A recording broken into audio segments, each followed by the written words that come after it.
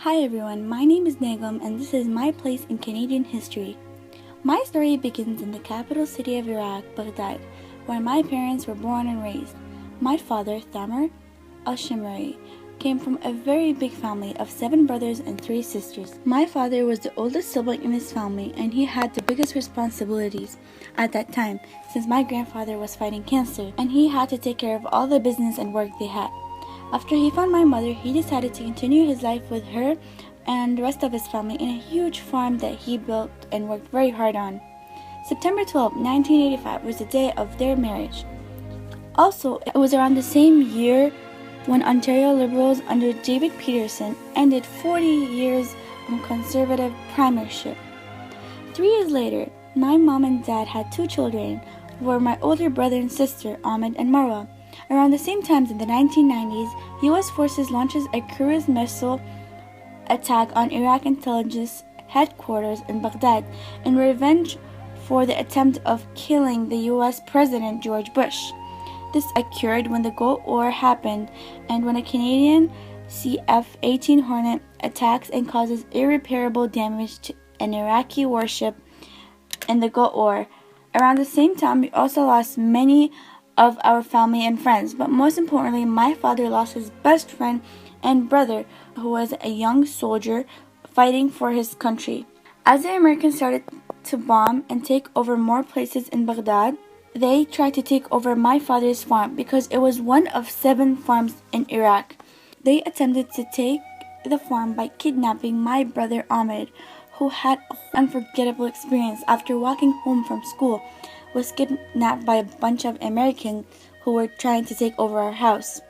Around the same time, they kicked us out of the house after getting my brother back and stole everything in the house, such as gold, furniture, and many other valuable items.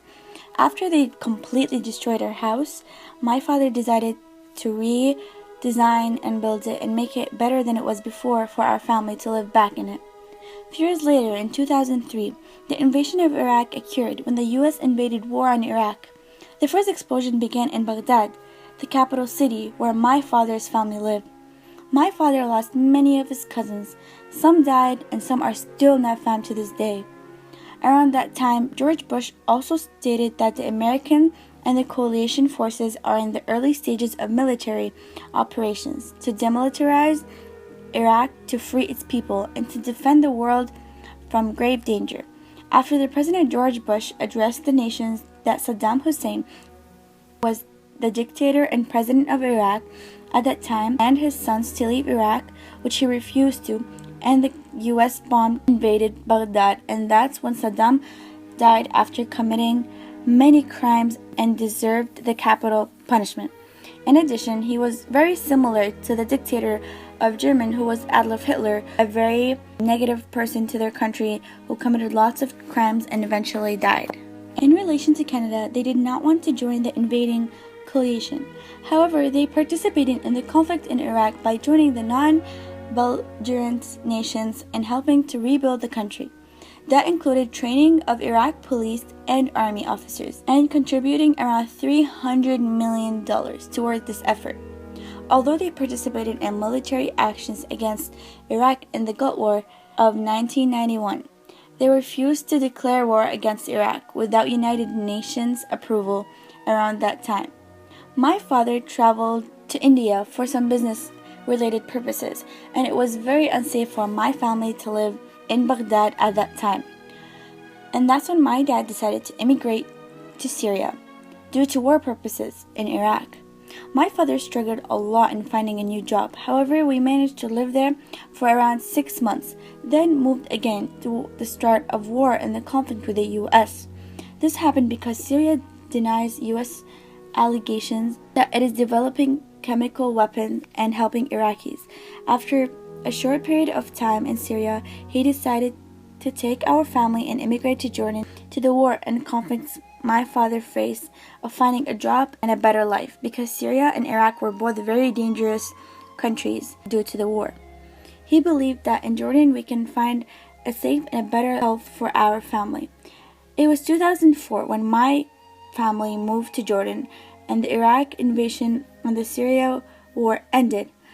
My father lived for a long period of time in Jordan, which was around 7 years, although they refused to give many of the Iraq families Jordanian citizenship, and my family was one of them. So my father decided to move on, but this time to a very far place, because due to all the wars he's been in and all the conflicts he faced in his life, he decided to apply on going to Canada as a businessman, and by good fortune we got accepted into Canada, and that's where my father took a big step in his life, which was moving into Canada. Although he struggled to leave his job, father, mother, and most importantly, my older sister, who decided to continue her life in Iraq with her husband and young daughter. My father faced many difficulties and couldn't manage to give our family a good, safe life in Iraq, Syria, or Jordan, and he believed that taking such a big step will make everything better for our family and our health. And that takes us to the date we moved into Canada, June 9, 2010. My father and our family moved into Canada, where he values life after many struggles throughout his life. From the conflicts and history my father passed to me, I hope to inspire my kids and the generations coming how my father inspired me. As his journey is slowing down, mine is gaining pace, believing in myself and wishing for success, and maybe one day I'll tell my story to the next generations and try to inspire others how my father inspired me to believe in myself and to never give up. Thank you for watching My Place in Canadian History.